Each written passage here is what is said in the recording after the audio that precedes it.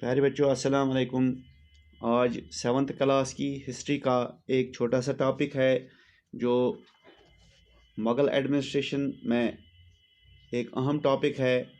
इसका नाम है मनसबदार्स एंड जागीरदार्स। प्यारे बच्चों, मुग़ल एडमिनिस्ट्रेशन को चलाने के लिए जो ऑफिसर थे वो मनसबदार कहलाते थे। मनसबदार मुग़ल एडमिनिस्ट्रेशन का एक बेसिक पिलर है। ये सिस्टम जो है इसको मुग़ल्स ने मंगोल से हासिल करके अपनी एडमिनिस्ट्रेशन में इंट्रोड्यूस कर दिया। इस सिस्टम को इंट्रोड्यूस करने में अकबर ने एक इम्पॉर्टेंट रोल अदा किया है। मनसबदार से निकला है, जिसका मतलब होता है rank holder.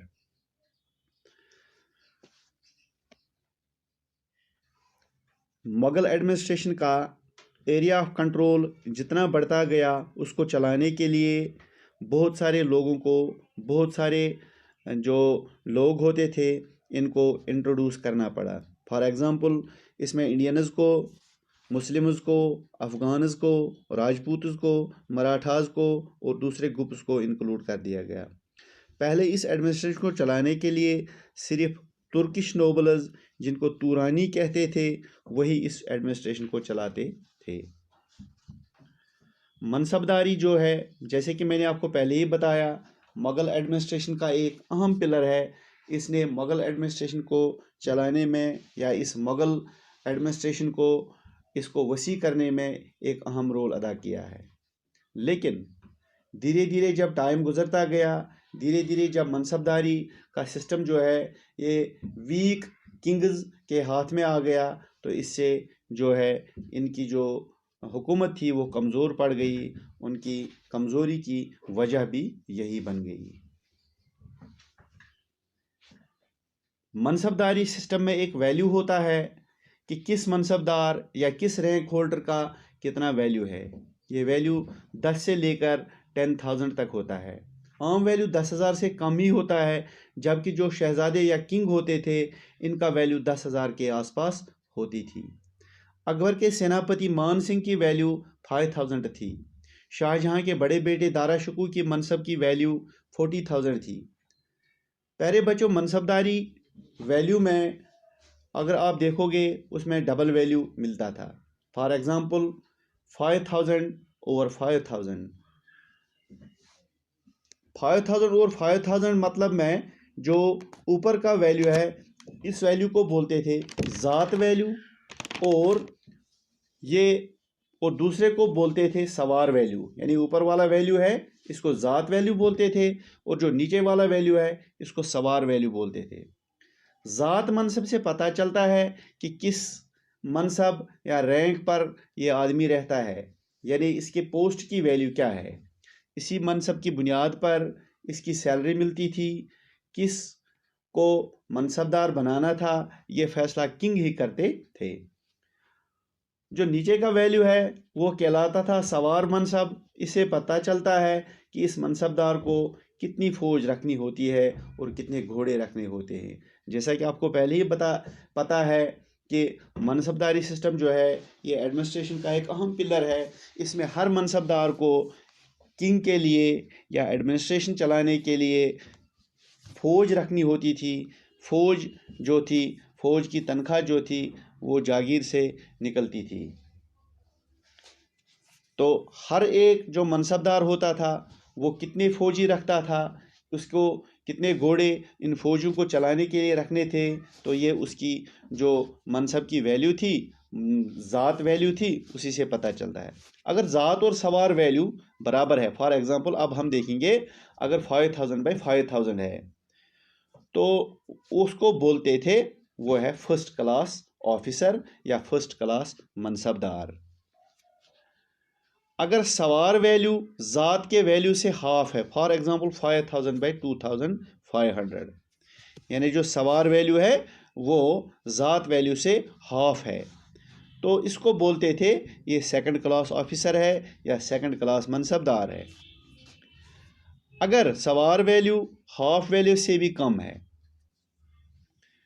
For example 5,000 by 2000, यानी 2000 जो है ये 2500 से भी कम है, यानी हाफ से भी कम है। तो इसका मतलब है ये 3rd क्लास रैंक का है, तीसरे दर्जे का ऑफिसर है। प्यारे बच्चों, ज़ात वैल्यू जो होती है वो हमेशा ज़्यादा ही रहती है, और सवार वैल्यू जो है वो ज़ात वैल्यू के बराबर या इससे कम होती है, इससे ज़्यादा कभी नहीं होती है। मुग़ल एडमिनिस्ट्रेशन जो थी इसमें 33 कैटेगरीज मनसबदारी के थे, और हर मनसबदारी बटी हुई थी 3 वैल्यूज़ में। इस तरह मुग़ल एडमिनिस्ट्रेशन जो थी उसमें 99 क्लासेस जो थे एडमिनिस्ट्रेशन चलाने के लिए मनसबदारी के, यानी मनसबदारी जो थी वो पूरी बटी हुई थी। हर मनसबदार को ये कहा जाता था कि किसको कितनी फ़ौज रखनी होती है। इसमें हर 10 फौजियों के लिए इसको 20 घोड़े रखने होते थे। घोड़ों की चोरी न हो जाए, फौजियों की चोरी न हो जाए, एक मनसबदार दूसरे के घोड़े या दूसरे के फौजी दिखाए, तो इस चीज़ को रोकने के लिए घोड़ों को रॉयल स्टैंप लगा दी जाती थी। इससे घोड़े जो थे वो एक ही जगह काउंट कर दिए जाते थे। प्यारे बच्चों, मनसबदार जो थे इनको सैलरी दी जाती थी। तो सैलरी कैसे दी जाती थी इनको? प्यारे बच्चों, मनसबदार को सैलरी देने के लिए उसे ज़मीन का एक टुकड़ा टैक्स कलेक्शन के लिए दिया जाता था। इस टैक्स कलेक्शन के लिए ज़मीन के इस टुकड़े को जागीर बोलते थे। जागीरदार जो होते थे वो जागीर में नहीं रहते थे, बल्कि उनके सर्वेंट्स उस काम को करते थे, यानी उसके लिए टैक्स कलेक्ट करते थे। जो जागीरदार होते थे वो मुल्क के या कंट्री के दूसरे हिस्से में होते थे अपनी सर्विस करने के लिए। प्यारे बच्चों, जागीर के लिए अब थोड़ी बहुत जानकारी दे देंगे। जागीर कहते हैं ज़मीन के एक टुकड़े को जिसका मालिक जागीरदार कहलाता था। वो इसका परमानेंट मालिक नहीं होता था। इसका काम होता था जागीर से टैक्स कलेक्ट करना, और इसको गवर्नमेंट के हवाले कर दिया जाता था। इसके लिए इसको तनख्वाह या सैलरी दी जाती थी। जागीर 2 तरह की होती थी। सैलरी जागीर, जो कि किसी जागीरदार को सैलरी के लिए और इससे टैक्स कलेक्ट करने के लिए दी जाती थी। और दूसरी जागीर होती थी वतन जागीर। ये उसको दी जाती थी जो छोटी छोटी रियासतें थी उनके राजाओं को दी जाती थी। फॉर एग्ज़ाम्पल राजपूतों और मराठों को ये दी गई थी।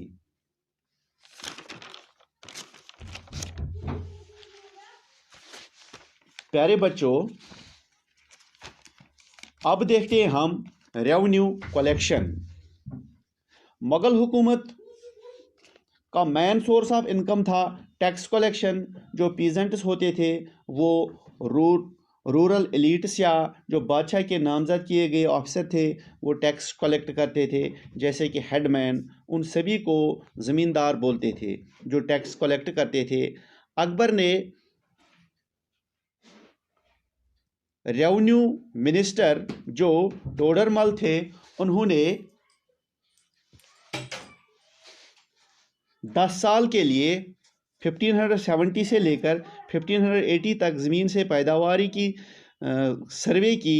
इस बुनियाद पर उसने हर फसल के लिए टैक्स फिक्स कर दिया। इसने हर प्रोविंस को रेवेन्यू सर्कल्स में बांट दिया। इस सिस्टम को ज़ब्त कहते हैं। तो प्यारे बच्चों, उम्मीद है कि आपको ये छोटा सा टॉपिक पसंद आया होगा। Thank you.